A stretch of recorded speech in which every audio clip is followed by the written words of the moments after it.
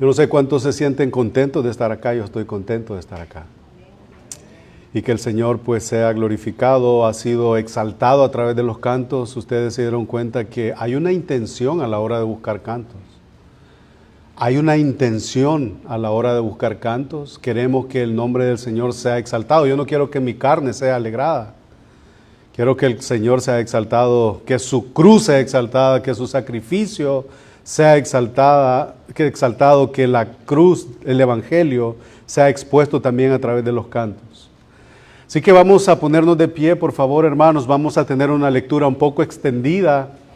Y hay algo que se le conoce como el análisis de lo que vamos a hablar. El análisis del párrafo que nosotros vamos a estar cubriendo es el famoso análisis léxico y sintáctico. Yo no quiero entrar en esos detalles, pero hay una conexión, porque cualquiera pudiera decir, el capítulo 4 termina en el versículo 35, pero si nosotros seguimos leyendo en el capítulo 5, hay una conexión entre esas dos secciones, del capítulo 4, del 32 al 37 y el capítulo 5 del 1 al versículo 11, hay una conexión total y yo quería obviar la lectura para poder avanzar con el tiempo, pero con la intención de que nosotros conectemos estos dos capítulos, entonces lo vamos a leer. Y si alguien no leyó su Biblia en la semana, ahora es cuando.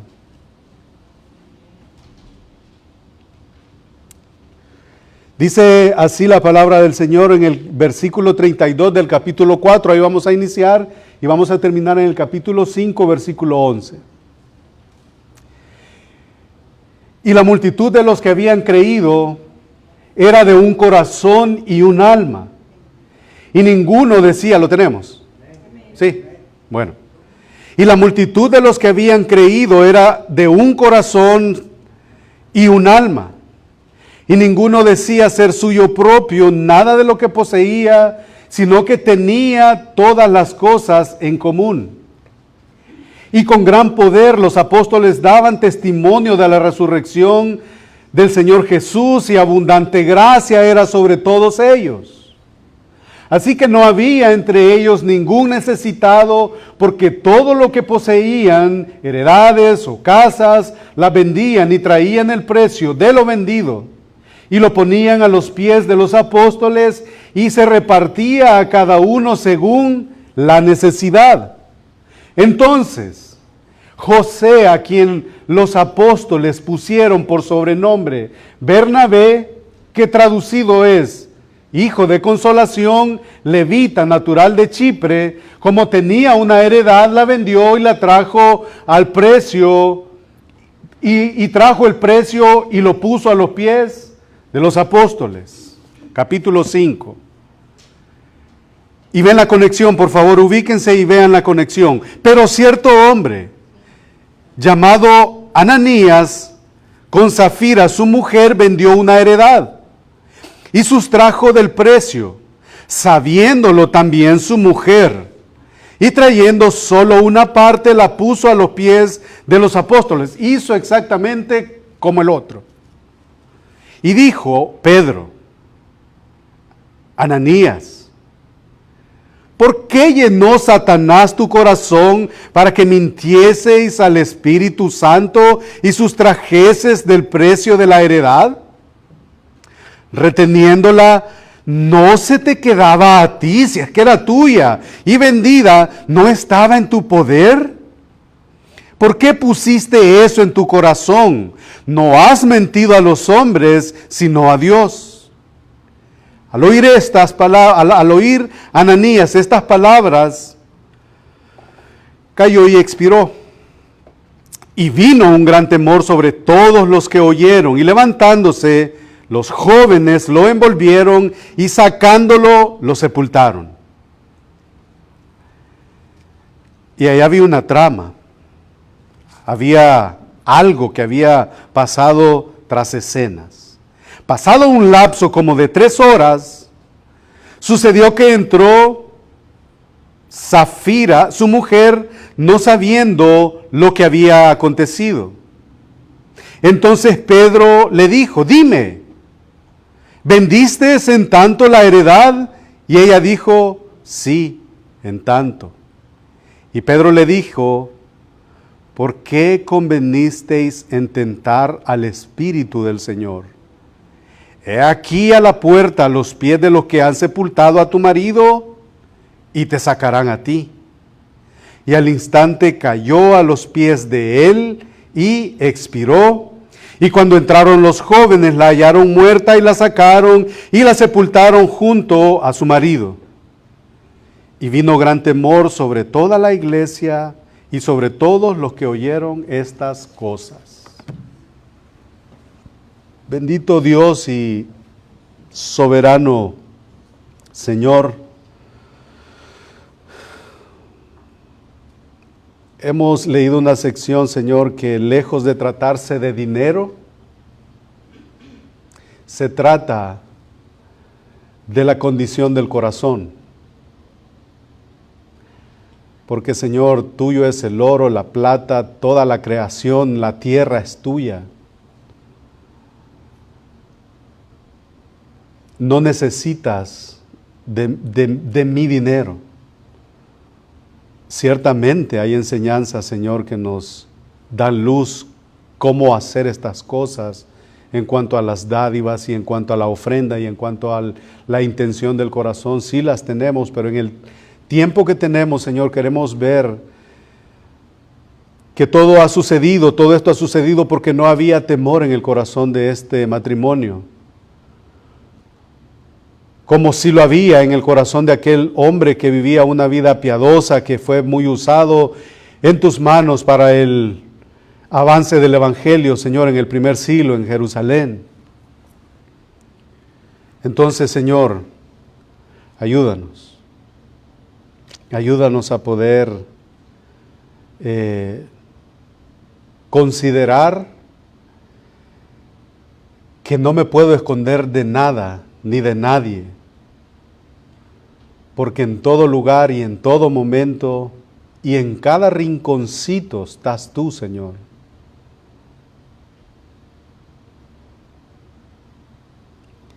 Quebranta nuestros corazones y enséñanos, Señor, a obedecerte y a temerte con un temor, no un miedo, sino un temor reverente. Para la gloria de tu nombre, para nuestro bien eterno, te lo suplicamos. Amén. Pueden tomar asiento. Sí se dieron cuenta, ¿verdad? La conexión ahí.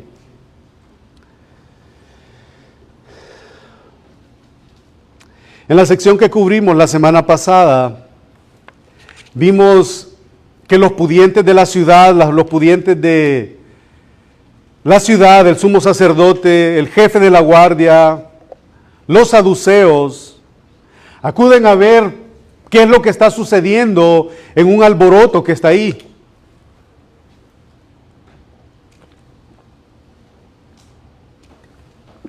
Hay un alboroto. ¿De qué se trata? Una afluencia fuerte de gente. Y al llegar se dan cuenta que se trata de Pedro y de Juan, que tienen a una multitud con su atención captada, a quienes se están dirigiendo, y mucha de esa gente, la respuesta con el mensaje que ellos están dando, mucha de esa gente viene a la fe.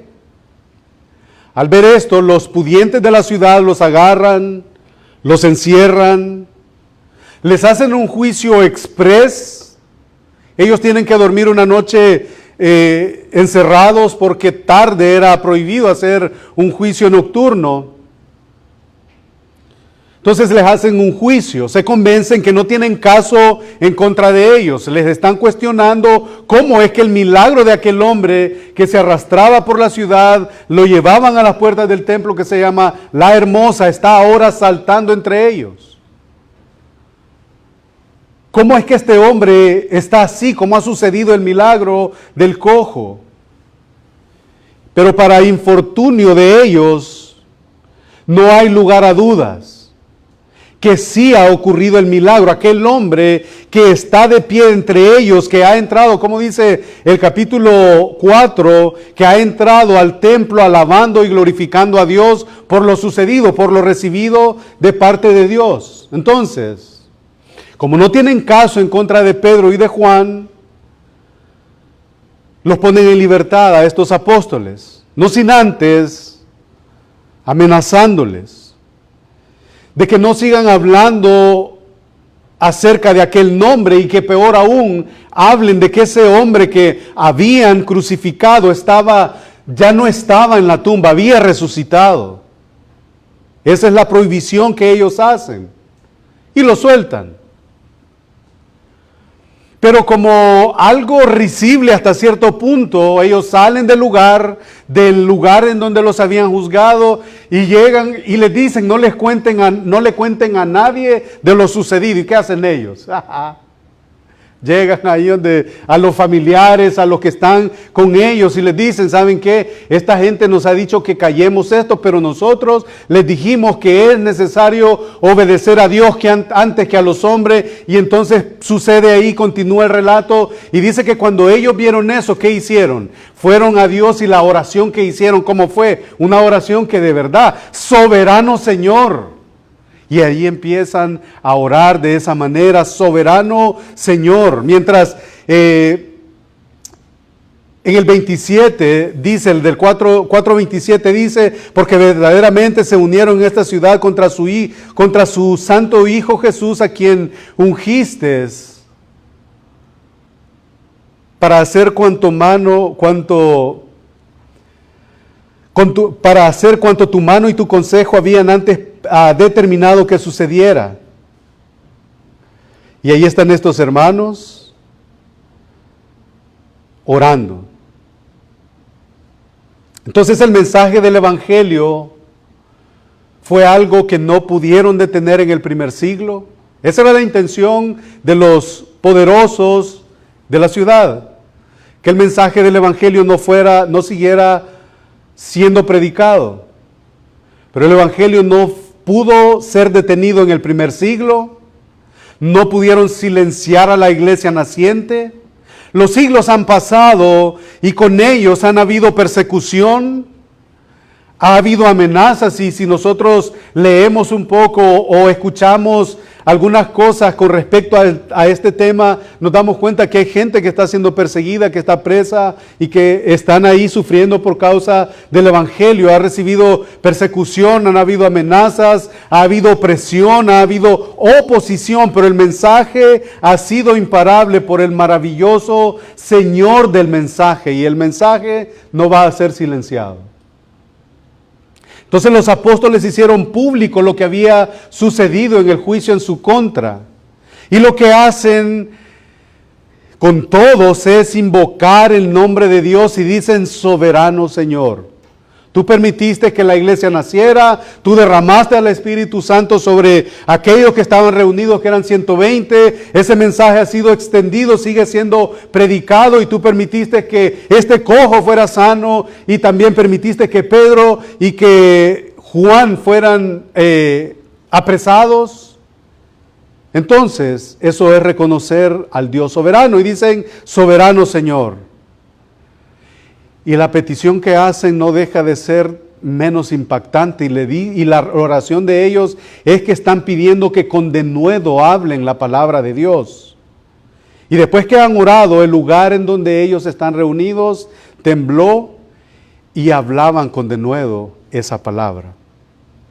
Ahí tenemos hasta el versículo 31. Entonces, al iniciar la sección del capítulo 4, 32, hasta el capítulo 5, versículo 11, siguen ocurriendo cosas que son irrepetibles. Y son irrepetibles no es porque Dios no las pueda hacer. Es que sucedieron con un propósito, en un tiempo específico, con hombres específicos, para una tarea específica. ¿Se imaginan, para adelantarme un poquito, si nosotros recibiéramos o estas actividades o estas obras fueran repetibles para nosotros? Se imagina, más de una vez Usted y yo estuvimos en la condición, por no decir que pudiéramos estar en la condición de Ananías y Zafira, que ahora les vamos a llamar de Ani y Safi, para hacer así un poquito. Más de uno de nosotros puede venir en esa condición. Al final del capítulo, en donde sucede el derramamiento del Espíritu Santo, lo vemos en el capítulo 2:43, y sobrevino temor a toda persona, y muchas maravillas y señales eran hechas por los apóstoles. Todos los que habían creído estaban juntos y tenían en común todas las cosas. Se dan cuenta que el capítulo 2, versículo 43 al 45, es prácticamente lo mismo que está diciendo en el capítulo siempre 4, del 32 en adelante. Es lo mismo. Todos los que habían creído estaban juntos y tenían todas las cosas en común, y vendían todas sus propiedades y sus bienes y le repartían a todos según la necesidad de cada uno. Entonces, eso es el mismo concepto que encontramos en el capítulo 32 al 37, y eso como preparando prácticamente el escenario donde encontramos aquella tan conocida sección en donde más de una vez usted lo ha leído, más de una vez usted ha escuchado la historia del relato de Ananías y Zafira, de Ani y Safi. Así que hoy vamos a tratar un aspecto de nuestra vida cristiana muy importante. Y hermanos, de verdad, es la oración, como dijo, no me gusta incluirme solo yo creo que la oración de todo pastor fiel que predica la palabra es que su congregación sea una congregación autocrítica, sea una congregación que se haga una radiografía y se pueda considerar cómo está delante de Dios, y eso tiene que empezar haciéndose uno mismo, el que habla. Uno tiene que verse animado, exhortado y a la vez consolado por todas estas cosas. Así que este aspecto de la vida cristiana es muy importante, y es mi oración que nuestros oídos espirituales sean abiertos.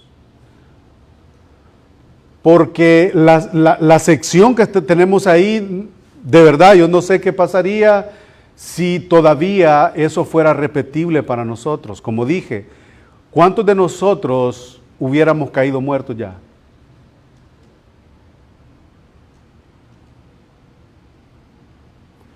Lo que estamos disfrutando de la iglesia, hermanos, es algo muy bonito. Todos los privilegios que nosotros tenemos como cristianos, como hijos de Dios en la vida cristiana, todo eso es muy bonito. Pero esto es algo de Dios, no es algo de nosotros, es Él quien lo hace. Así que antes de continuar, hemos visto que el mensaje del Evangelio nadie lo puede detener, solamente sí hay una cosa que lo puede detener. Pero no es que Dios no lo pueda detener, pero hay una cosa que nos estanca y que puede detener el crecimiento de una congregación o de una iglesia, y eso es el pecado. El pecado es algo que puede detener el avance de una iglesia. Y mi intención en esta tarde es que el Espíritu Santo nos visite de una manera especial para entender y para aplicar estas verdades. Y nosotros, para cuidar a la iglesia, lo que tenemos que hacer es huir del pecado, no darle lugar al diablo. Y eso es lo que la palabra de Dios nos advierte.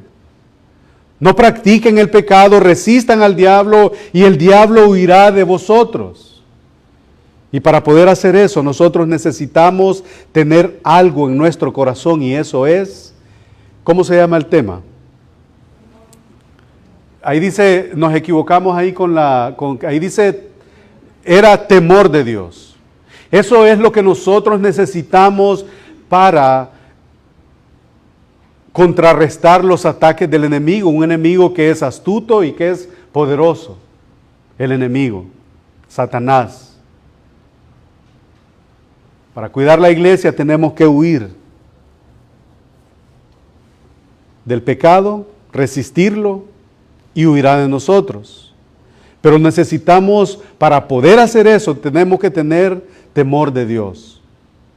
En estos momentos lo que está sucediendo en Jerusalén es que el cielo está visitando la tierra. El cielo está visitando la tierra. Dios soberanamente ha visitado esta ciudad, ha derramado su espíritu sobre estos hombres y mujeres que han creído en que Él ha resucitado, que Él no está muerto.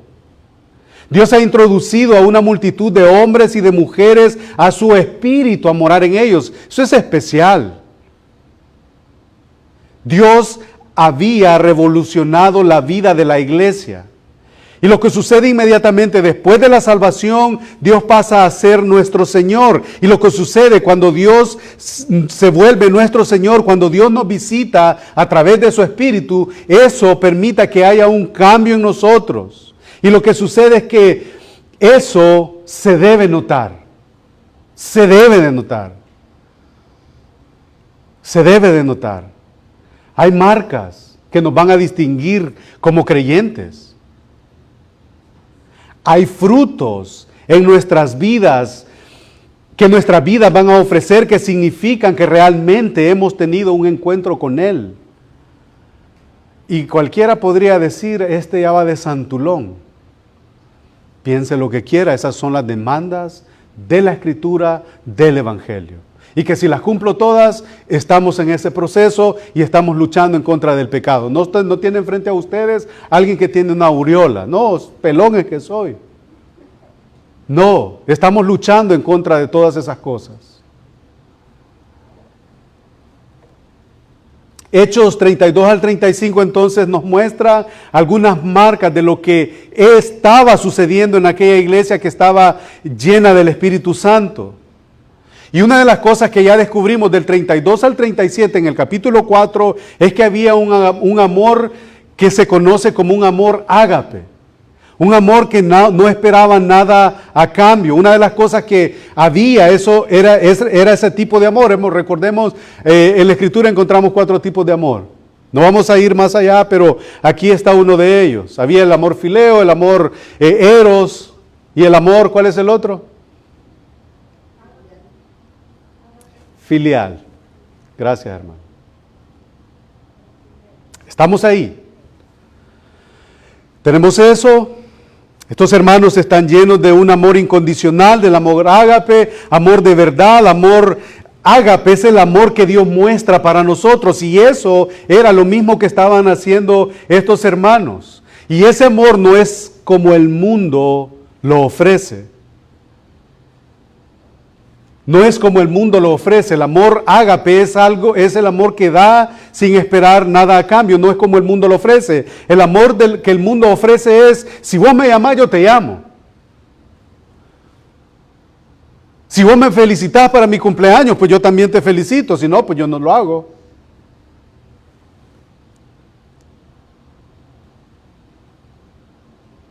Ese es el amor de este mundo, pero el amor ágape es el que da sin esperar nada a cambio. ¿Alguien se acuerda cuando, digamos, alguien recién vino de su país y usted fue al lugar y compró 1 o 2 mudadas y se las dio? Si se acuerda todavía, no era amor ágape, porque está esperando quizás que se lo regresen. Había unidad, había sacrificio, había entrega en estos hermanos, se amaban de verdad, había unidad. Y ese es el deseo de la iglesia. ¿Saben cuál es el deseo, creo yo? Otra vez me voy a extender con los demás hermanos fieles, predicadores de la palabra y del evangelio.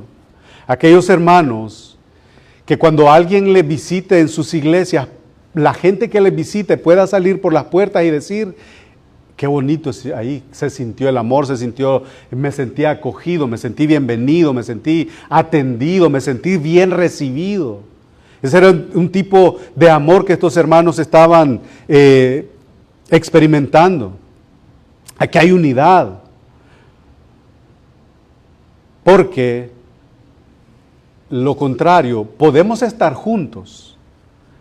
Habemos varios ahora, gracias a Dios por eso. Podemos estar juntos, pero pueda que no haya unidad. Y ahí es donde yo quiero llegar. Es donde encontramos la enseñanza de Lucas. Había generosidad, ellos no eran gente tacaña. Ellos eran gente, cuando alguien está lleno del Señor, ve donde hay necesidad. Cuando alguien está caminando delante de Dios, no tiene su puño cerrado. Cuando hay, aquí vamos a hablar, cuando hay celebración de cumpleaños, yo veo a que se acercan. ¿Qué traigo? ¿En qué puedo ayudar? ¿Cómo sirvo? ¿Qué falta? Había alegría en los corazones. Tenían buen testimonio con los de la sociedad. Pero también otra cosa, tenían deseos de orar, de cantar, de compartir el pan en las casas. Esas son las características de una iglesia saludable, como ya lo vimos en el capítulo 1, siempre de Hechos. Pero hay una característica principal que todos estos hermanos tenían en común y que todos necesitamos tener, y nuevamente yo regreso a que hay o debe de haber y de existir en nosotros. Si lo hay, hermanos, roguemos para que ese temor aumente en nosotros. El viernes estábamos estudiando acerca de la iglesia de Colosas, que Pablo se ve bien animado por los informes que tiene de este hermano que le ha llevado el informe, y él no se queda ahí, dice, bueno, ya están bien. No, él dice que sigan creciendo en el conocimiento de Dios. Entonces necesitamos tener temor de Dios. Y avanzando llegamos a la historia de Ananías y de Zafira, que creo que todos hemos escuchado, y que a través de ella veamos 3 clases de temor. Ya habiendo puesto una base, vamos a hablar acerca de 3 tipos de temor que encontramos en la Escritura, o por lo menos 3 tipos de temores que yo puedo ver. La Biblia habla de 3 tipos de temores, y deseo que esta predicación sea como una radiografía. Cuando nosotros nos hacemos una radiografía, esperamos el resultado un par de horas o lo que dure el proceso para el resultado, y es para ver lo que hay por dentro de nosotros, lo que hay por dentro en nuestro interior, lo que nosotros no somos capaces de ver. Eso es lo que es mi deseo. ¿Qué hay dentro de mí que yo no logro ver por causa de mi pecado? Pues eso es lo que quisiera yo con este sermón. Y que esto nos sirva como una radiografía para nuestras almas, y que después de esto, cada uno de nosotros podamos irnos a nuestros hogares entendiendo en qué terreno nosotros nos encontramos en cuanto al tema del temor de Dios. Y como dije en mi oración, el tema de esta sección no es el dinero precisamente. Hubo robo ahí. La intención, creo yo, primordial de la sección es que no hay temor de Dios. No hay temor de Dios. Cuando hablamos del temor de Dios, y el primer punto es temor a Dios. El temor de Dios o el temor a Dios rápidamente lo asociamos con miedo. Lo asociamos con miedo, que Dios es un Señor muy enojado, que está en su trono y está extendiendo juicio tras juicio tras juicio. Es un Señor, tenemos, hermanos, un Dios tan misericordioso, que si nos detenemos y pensamos en Ananías y Zafira, Héctor ya estuviera allá también, lo hubieran sacado los jóvenes de ahí del templo. ¿Cuántos de nosotros? Entonces tenemos un Dios lleno de amor, lleno de misericordia, y que esas misericordias se extienden para nosotros cada mañana. Cada mañana. Cuando hablamos de temor de Dios, entonces rápidamente lo asociamos con miedo, pero si usted y yo estamos viviendo en la fe salvadora, no tenemos por qué tener miedo. Debe de haber en nosotros un temor reverente. Y ese temor reverente significa respeto, reverencia. Antes no le teníamos respeto, ¿no es cierto? ¿Cuántos de nosotros podemos dar fe de eso? No había respeto, no había obediencia, no había ni siquiera considerar si a Dios le agradaba o no. Ahora sí lo tenemos. Entonces, si usted está en esa condición, no tiene por qué tener miedo. Tenemos que tener el verdadero concepto del temor a Dios, que tiene que ver con la reverencia. le tenemos reverencia. No me acerco a Él de cualquier manera, o de la manera en la que me criaron, o en la manera en la que me da la gana, o con el argumento barato de así soy yo y así me tienen que aceptar. No, tampoco. Él es Dios y Él tiene sus demandas. Nosotros, como dije, si usted y yo estamos en la fe, tenemos admiración por Dios. Cuando estudiamos alguno de sus atributos, nosotros lo contemplamos. Nuestro corazón debe de admirarlo. Y cuando admiramos a alguien, nosotros lo manifestamos, lo hacemos público. Así que el temor a Dios nos guía de la mano a todas estas cosas. Temor a Dios conlleva a todas estas cosas respecto a la reverencia, respecto a la admiración, a la adoración, a la manera en la que yo me presento delante de Él. No tiene nada que ver con cómo yo percibo las cosas. Y la primera pregunta junto con el primer punto sería, hermanos, como dije, vamos a hacernos una radiografía. ¿Tenemos temor de Dios? ¿Tenemos temor de Dios? ¿Tengo yo temor de Dios? Cuando abro el teléfono y empiezo a scrollearlo, ¿en qué me detengo? Cuando mi hermano no está frente a mí, yo me puedo tomar la libertad de empezar a murmurar de él o de ella. ¿Tenemos temor de Dios?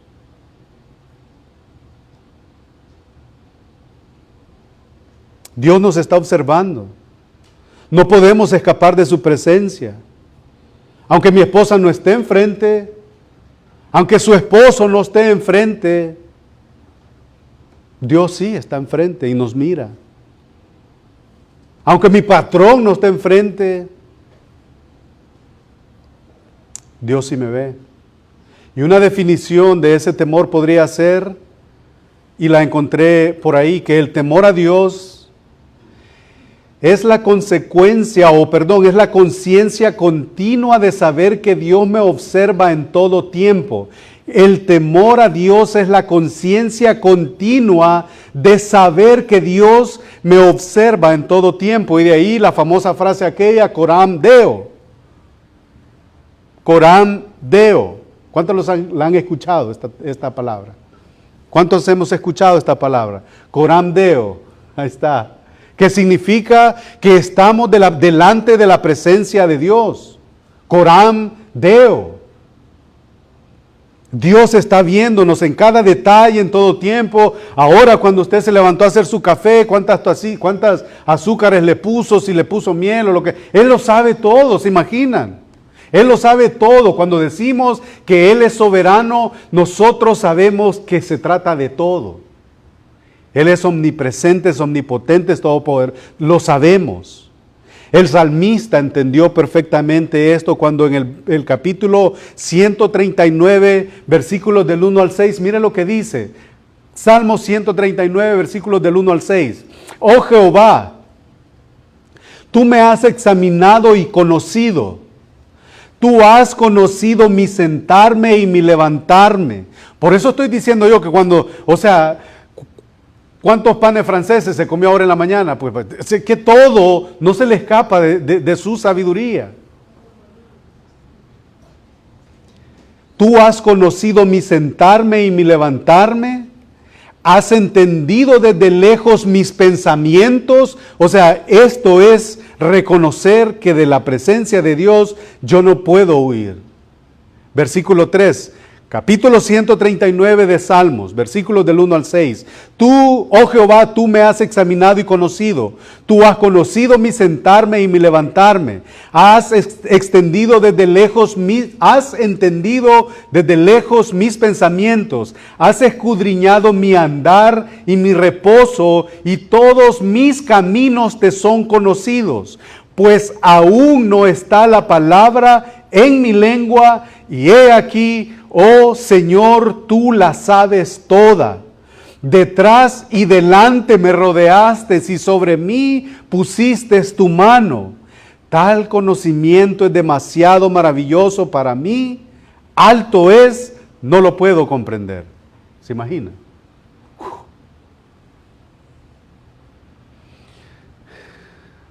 Vaya, Dios sabe qué está pensando en estos momentos usted acerca del pastor, acerca de sus hermanos, acerca de sus hermanas. Él lo sabe.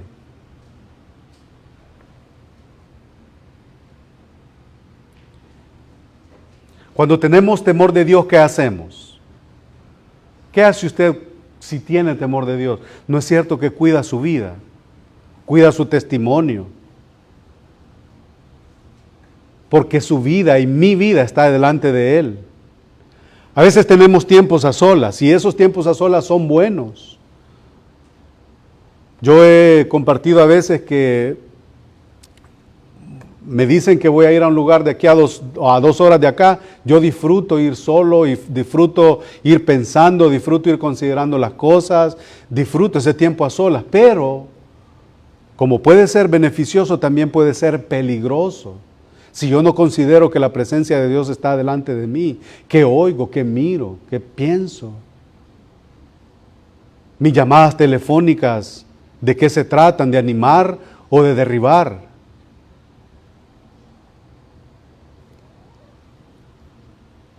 A veces no estoy con mi esposa, no estoy con mis hijos, ustedes no me miran, pero Dios me ve. Dios está en todo momento. Entonces, el primer temor debe de guiarnos a eso, a considerar que tenemos la presencia de Dios siempre con nosotros. Eso sucedió con un hombre que vemos en el versículo 36 ahí del capítulo 4. ¿Se recuerdan quién es? Ese hombre tenía temor de Dios. Versículo 36. Entonces José, a quien los apóstoles pusieron por sobrenombre Bernabé, que traducido es hijo de consolación, levita natural de Chipre. Un hombre al que casi nadie dice querer imitar, como estuvimos diciendo el viernes. Al que casi nadie conoce, que por cierto fue un instrumento muy importante en las manos de Dios para el ministerio del apóstol Pablo. Este hombre debió de haber sido un ejemplo para todos. ¿Se imaginan que ustedes, como iglesia, quieran ponerle ahí dice un sobrenombre, nosotros lo conocemos como apodo, un apodo, por las bondades que muestra, por la piedad con la que vive?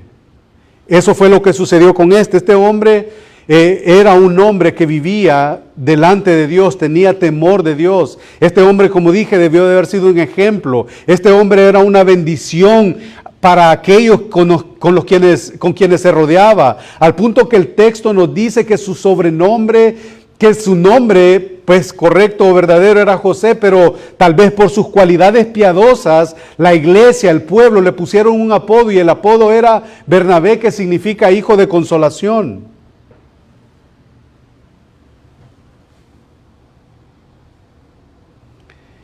Y cuando leí esto yo pensé, si ustedes me pusieran no me vayan a poner un apodo, pero si ustedes me pusieran un apodo, no me vayan por favor, no me vayan a poner un apodo. ¿Cómo me pusieran? ¿Ah?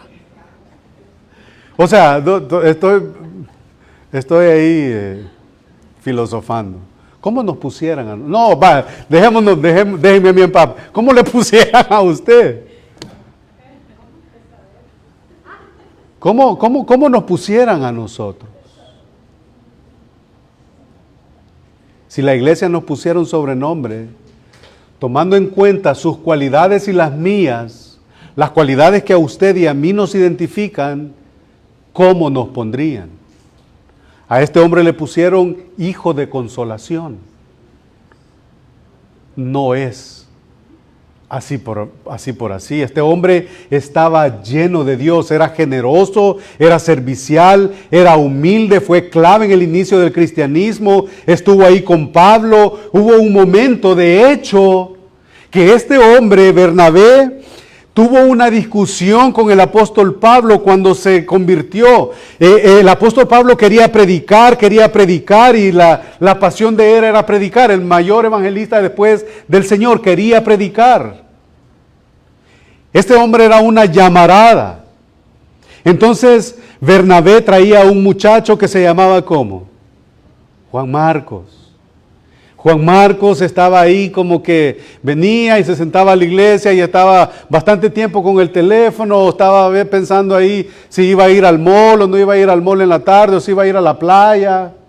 Entonces para el apóstol Pablo a él se puso a pensar, no, yo quiero predicar y este tipo mediocre no.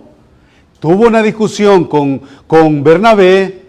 Entonces Bernabé, ¿qué es lo que hace? Se discuten y ¿qué sucedió? Se separaron. Pero miren lo que hizo Bernabé. Él se quedó con Juan Marcos. Pablo se fue con Silas. Al tiempo después, ¿qué es lo que sucede? ¿Qué le dice Pablo a Bernabé cuando él estaba preso? Trae a Juan Marcos porque me es útil en el ministerio. ¿Qué hizo Bernabé en la vida de Juan Marcos? ¿No acaso lo habrá instruido?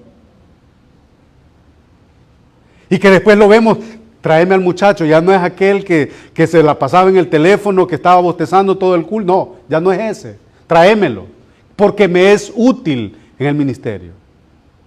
Y ahí está. Se separaron, pero con el tiempo, ¿quién tuvo la razón entonces ahí en esa separación? Pregunta. Pablo, porque él que estaba encendido, quería ir a predicar, quería alcanzar a las multitudes. Y Juan Marcos, ¿quién tuvo la razón? Bueno, Pablo amaba la obra, pero Bernabé amaba al obrero. Pablo amaba la obra, quería predicar, pero Bernabé se encargó. De hecho, ¿no es cierto que Bernabé también sirvió como un mediador para que la iglesia en Jerusalén lo aceptara? Cuando él se acaba de convertir y está ahí que la gente todavía le tiene miedo porque era el que arrastraba a los cristianos y se los llevaba presos, y no es Bernabé el que intercede por él y le dice, no, ya no le tengan miedo, ya él es creyente, ya él es uno de nosotros. Ahí está Bernabé. Ese es el hijo de consolación. Entonces el principio que sacamos de Bernabé es que él tenía temor de Dios. Y ese temor de Dios lo llevó, ¿a qué lo llevó? En el versículo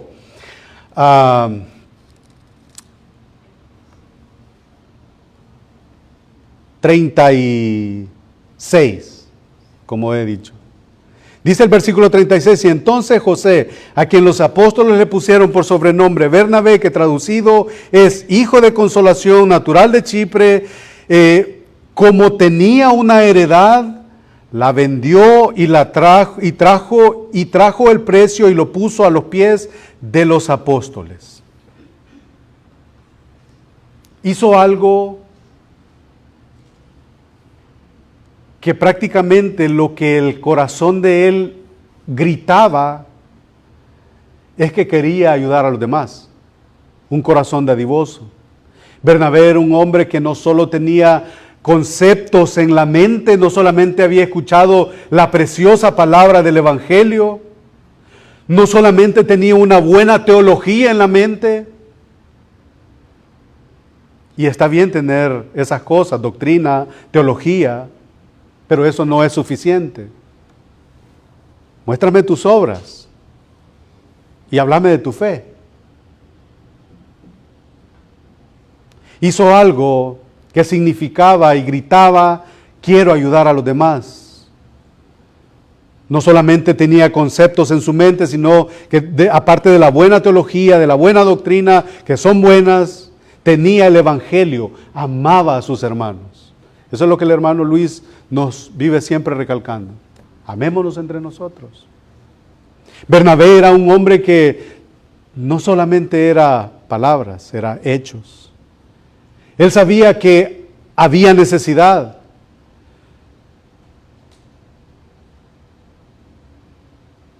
Y si él existiera en nuestra iglesia, le aseguro que ese hermano Bernabé cada semana quizás le llamara a usted.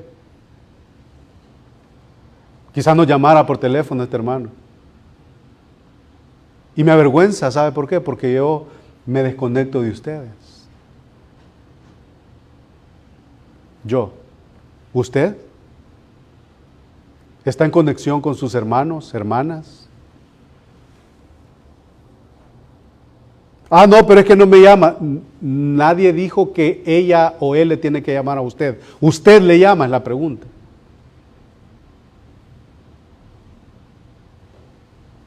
Él sabía que había necesidades.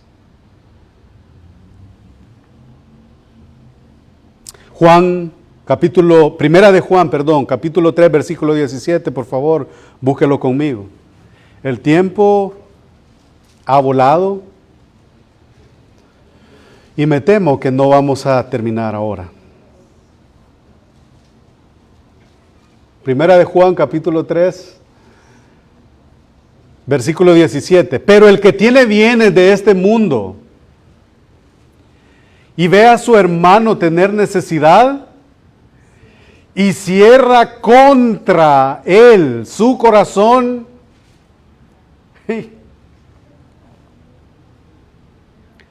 ¿cómo mora el amor de Dios en él? ¿Dan ganas de sentarse? ¿Dan ganas de agacharse? Porque esto, hermano, no es cierto que nos confronta. Esto nos confronta. Pero el que tiene bienes de este mundo y ve a su hermano tener necesidad y cierra contra él su corazón, ¿cómo mora el amor de Dios en él? Que sostengan a otros la iglesia. De todas maneras, hay otros que ofrendan. Dios conoce mi corazón, Dios conoce mi intención, sí. Sabe que pudiendo ser de bendición y parte activa para que la iglesia siga caminando, prefiero dar migajas. Tenemos mucha teología, sabemos mucho, porque es bien fácil decirle a otro, yo te amo y le abrazo y le doy un beso en la mejilla, le doy palmaditas ahí en la espalda, pero amarte con mi cartera, no mucho.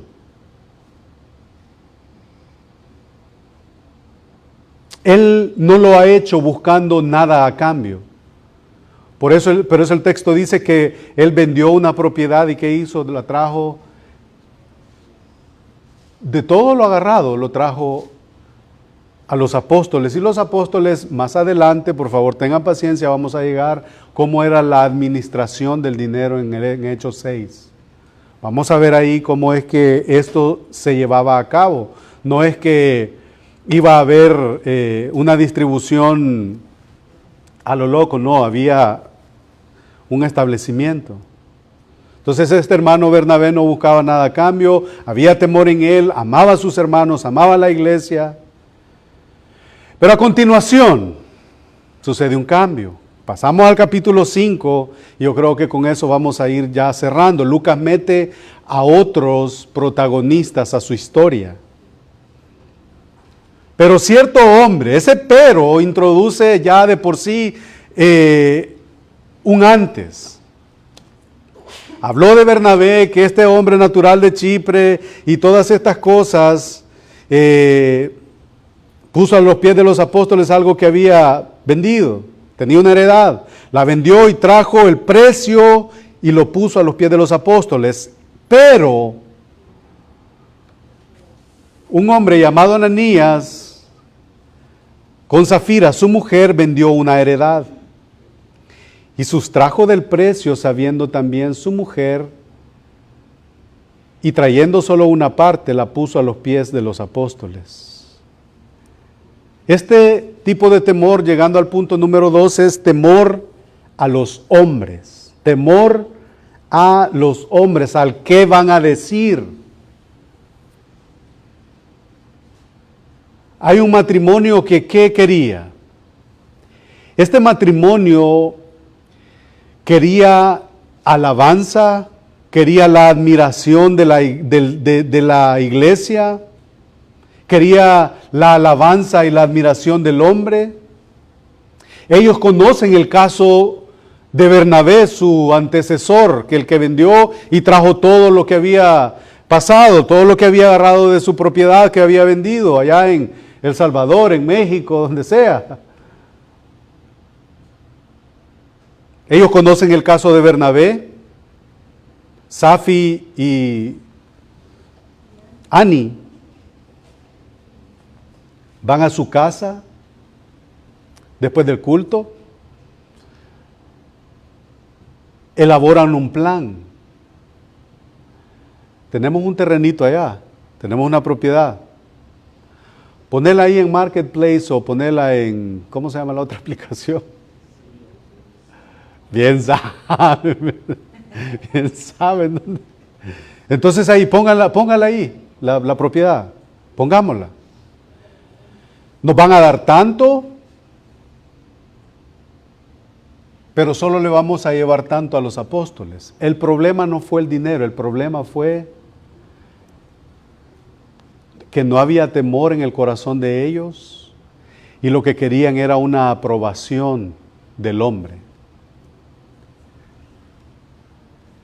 Y hermanos, como dije, aquí no se trata de cantidad, no se trata de dinero, sino de la motivación, de lo que qué va a decir el hombre, del aplauso del hombre. Buscan o buscaron la vanagloria.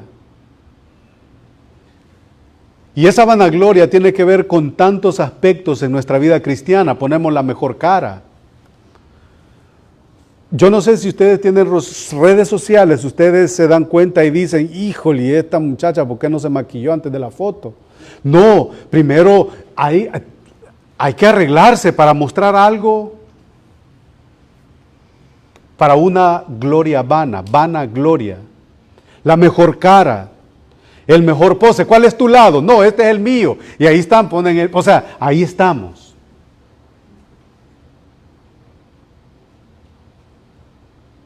La mejor cara, el mejor pose, el mejor vehículo. Me molesta y soy honesto cuando alguien pone un versículo bíblico y pone la foto de él o de ella a la par. ¿Qué tiene que ver un versículo bíblico con la cara de alguien? Nada.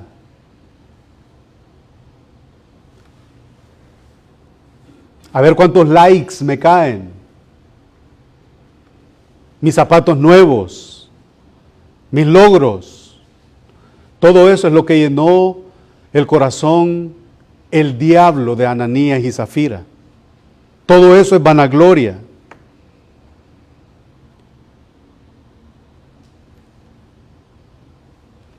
Antes de seguir con el tema ese de todo lo que ahora está permeada la sociedad, la iglesia, de todas estas cosas que son superfluas, son perecederas.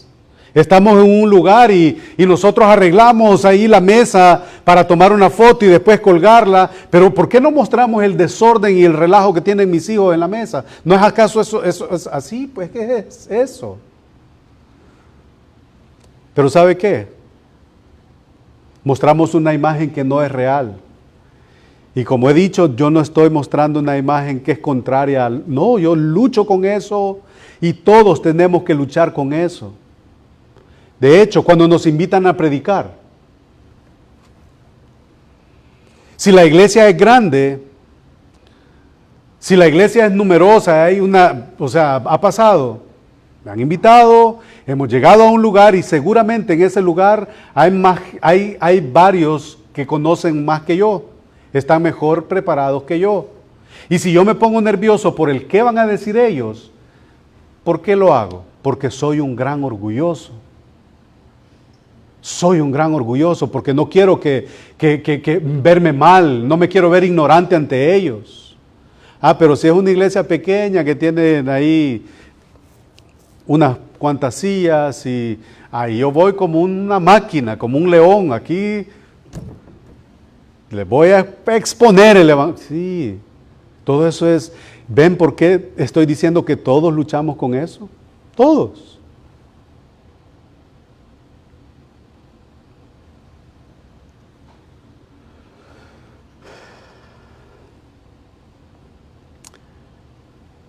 si alguien predicó y lo felicitaron al final del culto,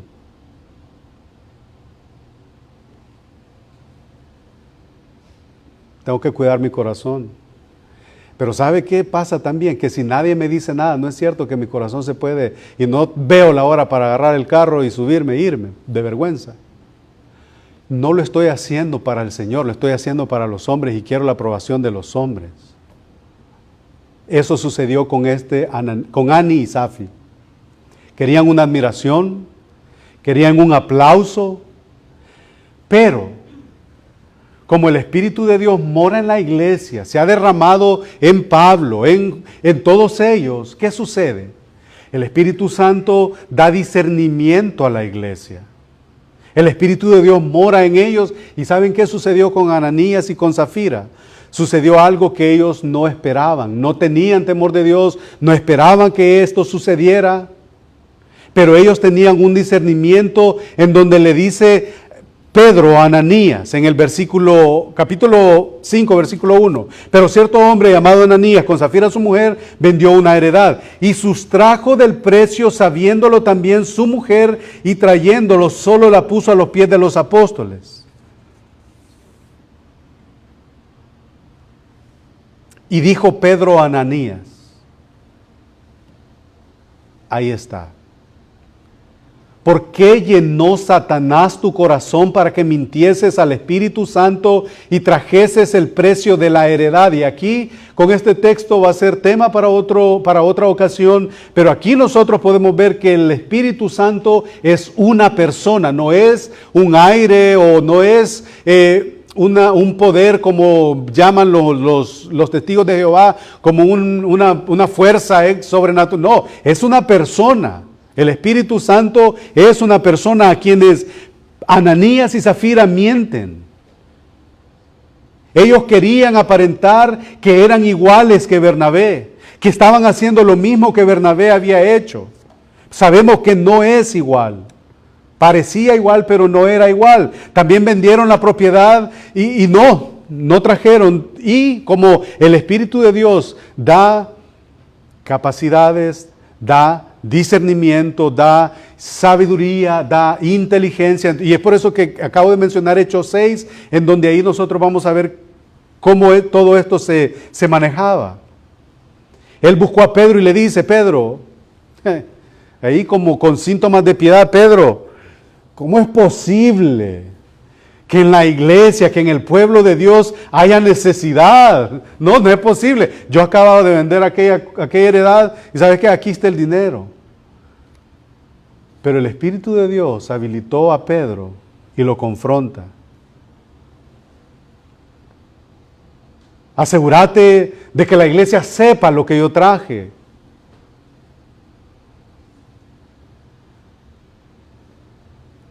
Asegúrate que sepan que Ani y yo nos hemos quedado sin nada para traerlo a la iglesia. Y esto creo que es importante. Cuando no tenemos a Dios en el centro de nuestro corazón, nos volvemos prisioneros del temor a los hombres.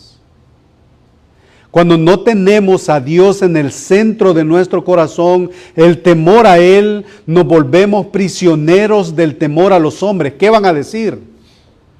¿Qué van a decir?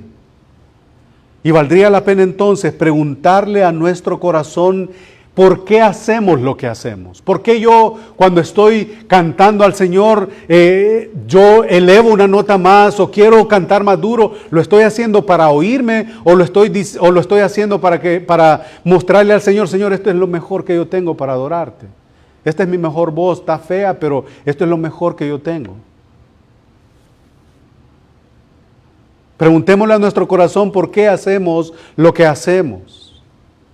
Dios lo ve todo, Dios lo sabe todo. Dice Hebreos 4:13.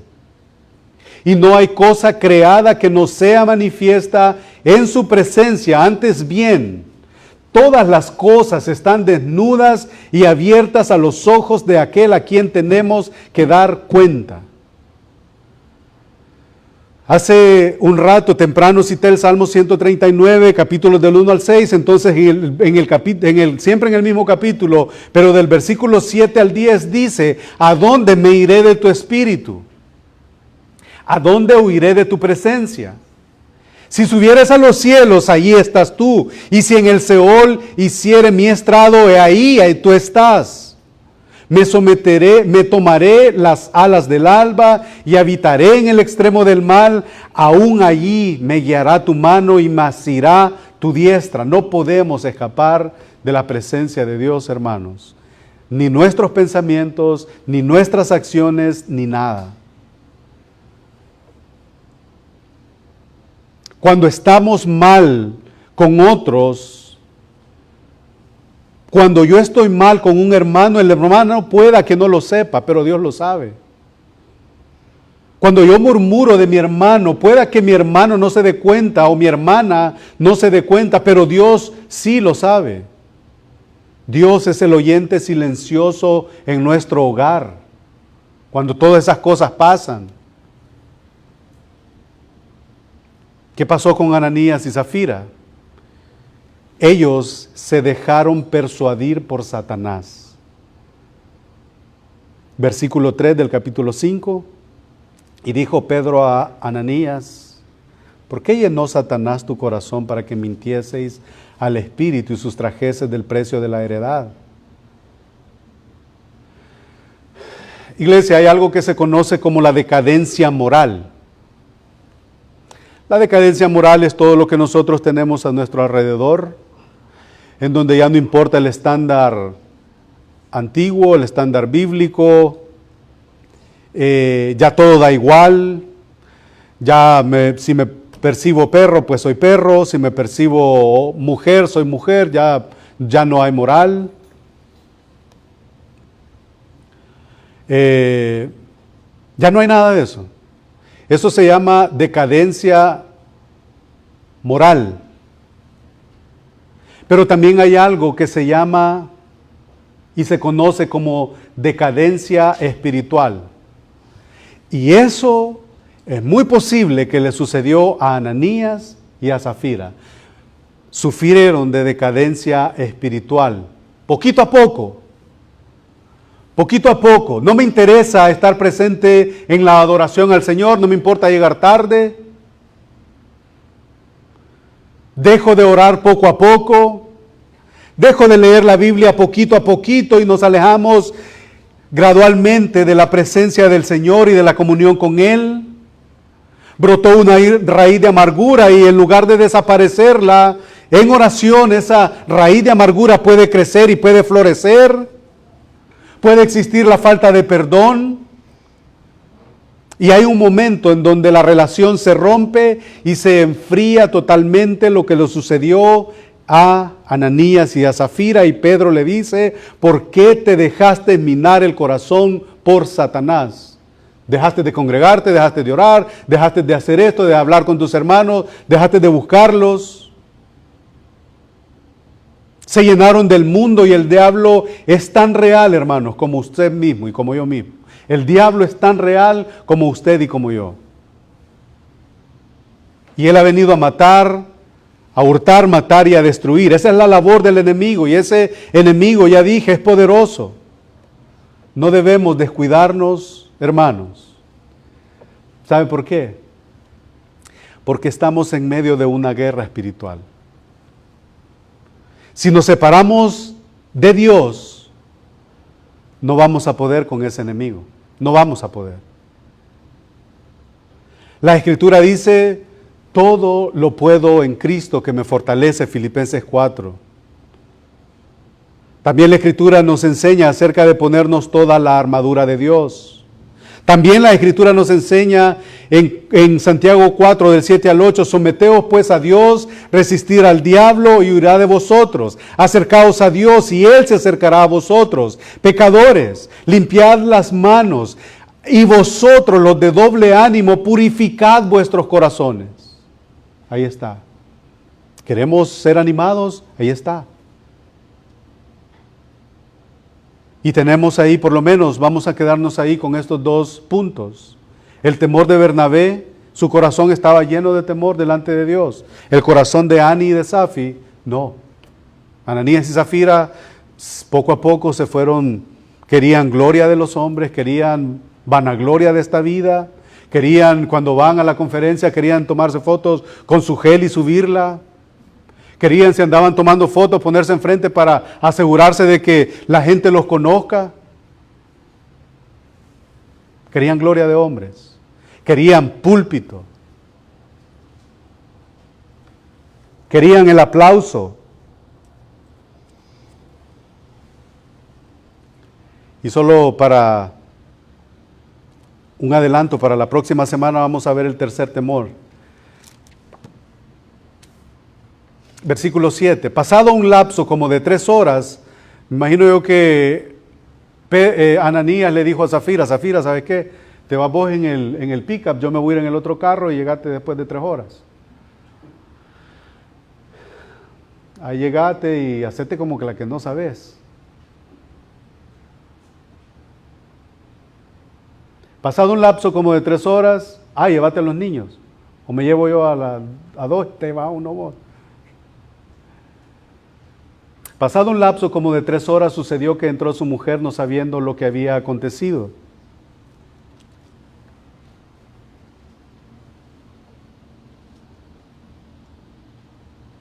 Entonces Pedro le dijo, dime, ¿vendiste? O sea, y aquí nos ponemos a pensar, Pedro sabía, ¿por qué se pone a preguntar?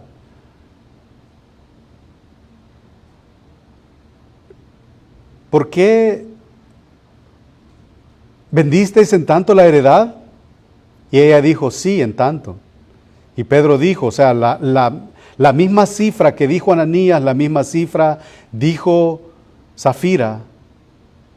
¿Por qué convenisteis en tentar al Espíritu del Señor? No le estás mintiendo, no me estás mintiendo a mí, estás mintiéndole a la iglesia, estás mintiéndole al Espíritu del Señor, en donde mora, en donde está la iglesia reunida. Y he aquí que a la puerta a los pies de los que han sepultado a tu marido y te sacarán a ti. Y al instante ella cayó a los pies de Pedro, y expiró. Y cuando entraron los jóvenes la hallaron muerta y la sacaron y sepultaron junto a su marido. Y el versículo 11, que espero yo continuar la otra semana, y vino gran temor sobre toda la iglesia, pero no sobre toda la iglesia, solamente sobre la iglesia, sino que sobre todos los que oyeron estas cosas. Pero me imagino yo que solo en el segundo grupo están los inconversos. Porque, mire lo que dice el versículo 13, de ahí mismo. De los demás, o sea, este es el segundo grupo que yo estoy mencionando. De los demás, ninguno se atrevía a juntarse con ellos. O sea, allá hay otro grupo. Allá hay otro grupo. Porque tenían otro tipo de temor. Hermanos, que el Señor nos ayude a mostrar ese temor. Bernabé tenía temor, era un hombre piadoso, hijo de consolación. Ananías y Zafira desafortunadamente no lo hicieron, empezaron a enfriarse, pertenecían a la iglesia porque desde luego que vendieron la propiedad y traían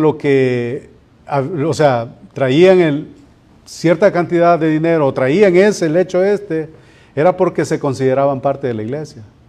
Se empezaron a enfriar, empezaron a dejar de hacer esto y aquello y a todas estas cosas. Satanás los tentó, terminaron así. Hermanos, temámosle al Señor, de verdad, temámosle al Señor. Oramos.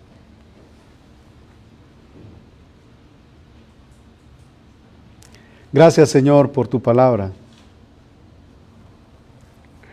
Exaltamos tu nombre, Señor, y te agradecemos por el privilegio que nos das de poder estar a tiempo de enmendar aquellas cosas que a ti te ofenden. Sabiendo, Señor, esta verdad, no permitas que mi corazón se endurezca Y hay tantas cosas por las con las cuales, Señor, yo puedo manifestar, Señor, que no hay temor de ti. Por favor, a cada uno de nosotros, Señor, guarda el corazón de mis hermanas, de mis hermanos, de los niños, a que podamos, Señor, recibir tu palabra y lo podamos hacer con sencillez de corazón, con humildad, alejados, Señor, de todos los vicios del corazón, Señor. Ayúdanos, Señor, a someternos a ti, porque si no nos sometemos a ti, yo no me someto a mis padres, no me someto a mi esposa, las esposas no se someten a sus esposos. Por eso, Señor, por favor, te rogamos que traigas temor sobre cada uno de nosotros. Un temor reverente, un temor que te admira, que te contempla las maravillas de tu evangelio, de tu ser. Te doy las gracias por el privilegio que nos has dado esta tarde de estar reunidos como iglesia y juntos hemos cantado, juntos hemos considerado tu palabra. De hecho, Señor, hemos también ofrendado, que eso es un privilegio, Señor, que el Dios de los cielos y de la tierra me dé el privilegio de ser parte de su reino a través de mis ofrendas, Señor. Yo te agradezco, Padre. Oramos, Señor, que tu palabra, Señor, haga, Señor, un impacto que solo el Espíritu tuyo, Señor, puede hacer en los corazones. Porque, Señor, ciertamente la palabra puede ser expuesta, tal vez hecho de la mejor manera posible y con todo y mis torpezas, Señor, pero el único que puede convencer es tu Espíritu. A los corazones endurecidos, Señor, por favor, es tu labor, es tu obra, convenciendo de pecado. Alabamos tu nombre, bendecimos tu nombre, porque no hay otro nombre bajo el cielo bajo el cual un alma va a ser salva. No lo hay, sino solamente en el bendito y precioso nombre de nuestro Salvador Jesucristo. En ese precioso nombre nosotros oramos. Amén. Amén. Dios les bendiga, hermanos.